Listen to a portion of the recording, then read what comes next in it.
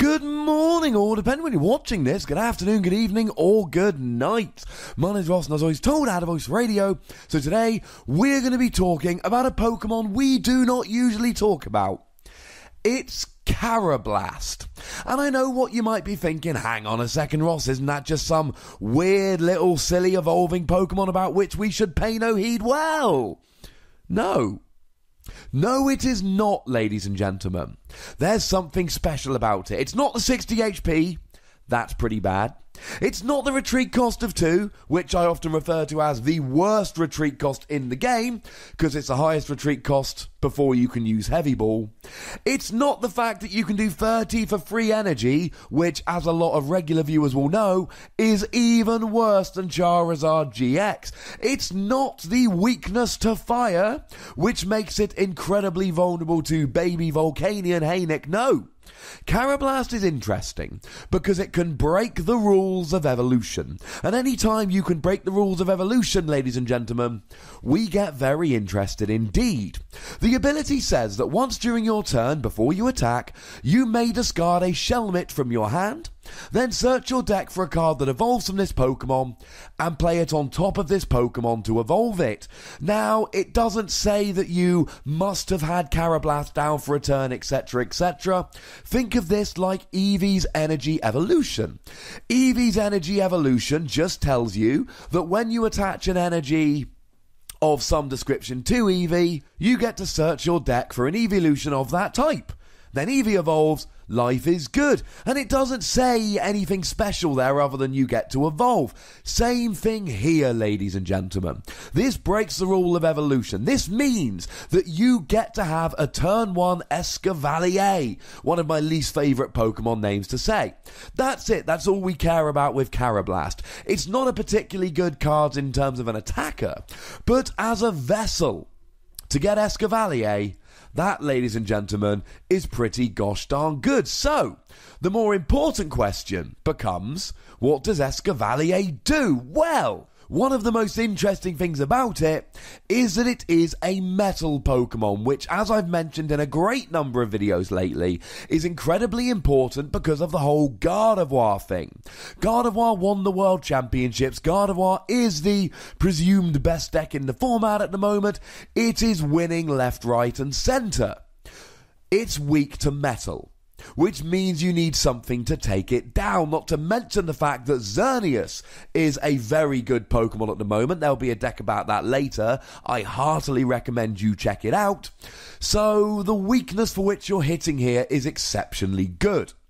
Now, we retain that fire weakness, which is a slight issue with Volcanion and all of that, but you've only got 120 HP. 120 HP is not particularly good. One of the things I do like about it, however, is that it means that Gardevoir will need free energy to KO you. 4 energy total will be 120, will allow Gardevoir to get the KO. But if you've only got 1 energy on you, that means Gardevoir will need to get free energy just to get a KO there, just to do 120. So the intangibles here, the basics are very, very good. But we do need to look at the attacks. For 1 metal energy, flip 3 coins, this attack does 30 damage times the number of heads. Now, the mathematicians among you may well notice that 3 heads gives you 90 damage, add in a choice band gives you 120 damage, times by 2 gives you 240 damage. If you can hit a treble heads, that will mean that you get a 1-hit KO against Gardevoir. The problem is that if you flip 3 coins, then the chance of hitting 3 heads is 1 in 8, or 12.5%, which is not particularly high. Now, of course, you can always use the Victini from Guardians Rising to up your odds here. It allows you to re-flip coins that you use for an attack, so if you don't get the treble heads, that's okay, you get another shot. And I should tell you, just like in the Alolan Marowak video, because I do get asked this question a few times, Choice Band does nothing if you're not doing any damage. So if you flip 0 heads, you still don't do 30 damage for the Choice Band. Choice Band adds damage. You can only add damage if there is something to which to add. But here's the thing, ladies and gentlemen. You don't actually need, at least in the early game, to be doing 90 damage with this Pokemon. Because you see, What makes this so exciting is it's a turn 1 thing. Espeon GX is a good Pokemon. Sylveon GX is a good Pokemon. But what makes them exceptionally good is using the Energy Evolution Eevee, attaching that basic energy and getting it going on your first turn. You go second, attach a Fairy Energy to Eevee, and you can use Magical Ribbon on Sylveon GX to go and search for any free cards from your deck.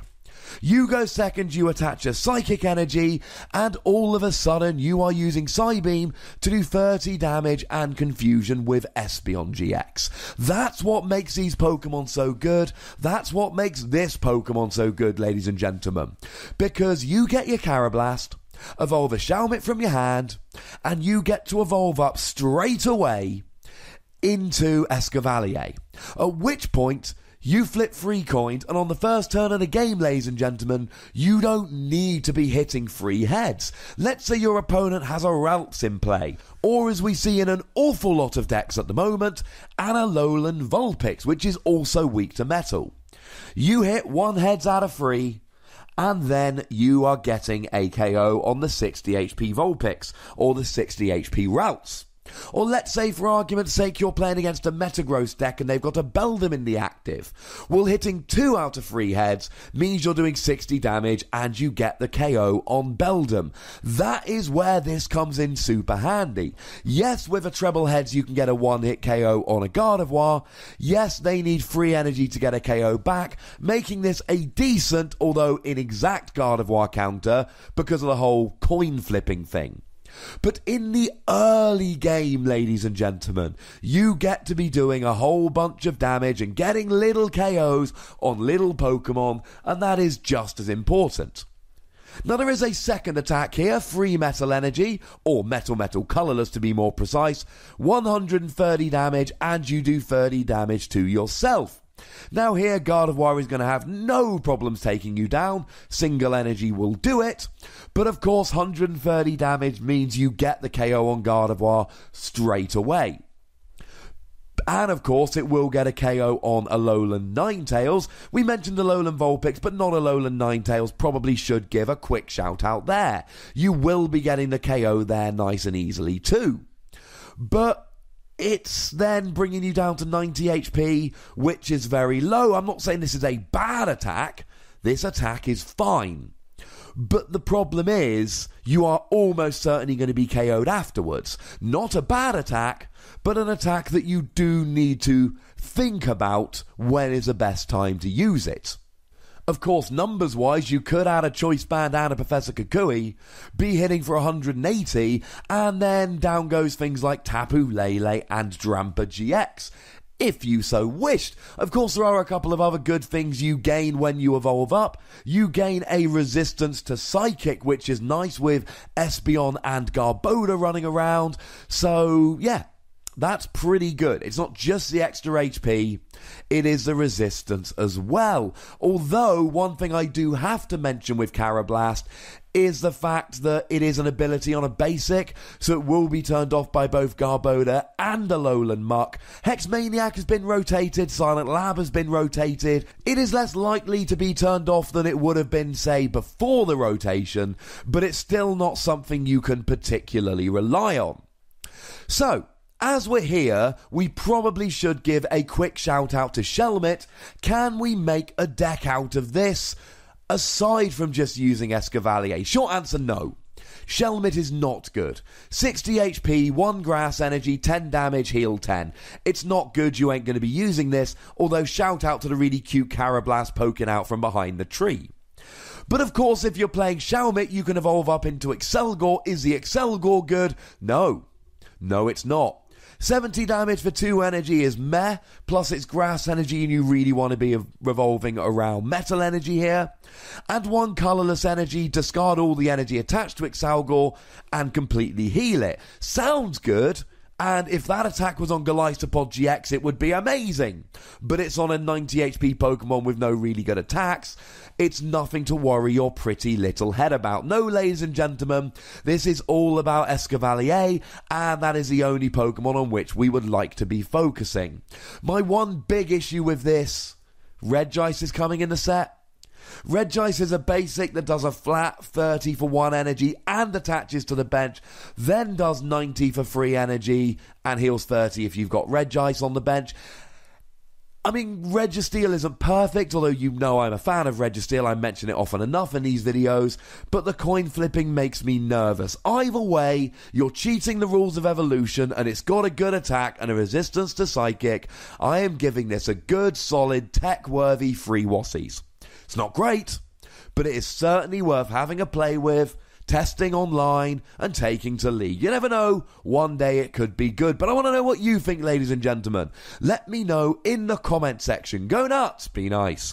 Make sure you like this video, subscribe to this channel, follow me on Twitter at The Wassie, and Twitch at twitch.tv/PTCGRadio. That's where the live action happens. If you'd like to support the channel, get some bonus pods, etc., you can do so at patreon.com/PTCGRadio. But by far the most important thing, as always, look after yourselves until next time. Thank you very much for watching. My name's Ross, and you've been watching PTCG Radio.